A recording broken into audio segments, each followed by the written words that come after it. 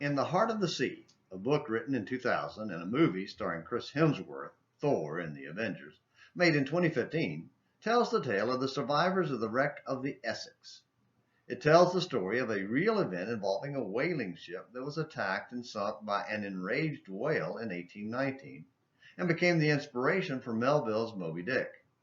After it was sunk, the survivors were stranded at sea for 90 days and resorted to cannibalism to survive.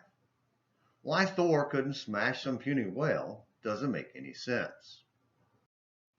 Today's Morning Minutes in the Bible returns to the good King Jehoshaphat and one of his few mistakes that resulted in God's direct judgment, specifically in the destruction of ships he built in an alliance with Ahab's son Ahaziah.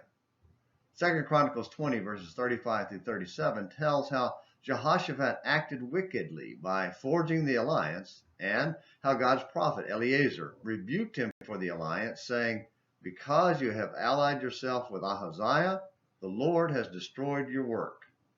The passage ends with, "So the ships were broken and could not go to Tarshish." In today's world, many would take the whale side and argue that the whalers got what they deserved. In their judgment, the whalers were evil, and the whale executed justice for their sins. Yet many of those same people would argue that God was harsh in his judgment of Jehoshaphat. How bad could an alliance with Israel's king be, they ask. We'll soon find out just how bad it could be, but that's for later.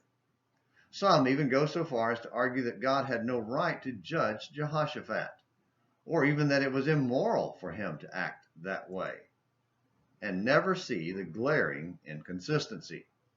For all who would judge God for judging Jehoshaphat, please explain how you have the right to judge God for judging man. Think about the absurdity and irrationality of condemning whalers for killing whales while condemning God for condemning wicked men.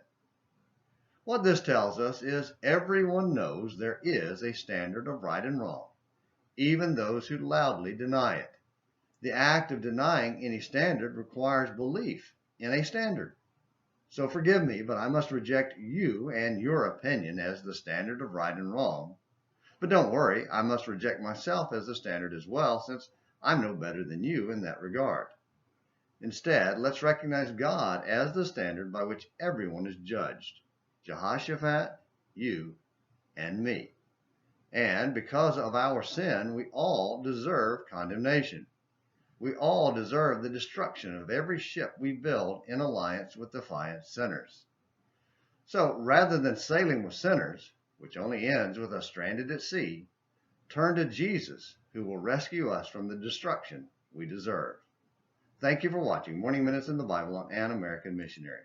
Until next time, this is James McClenny hoping you have a great day.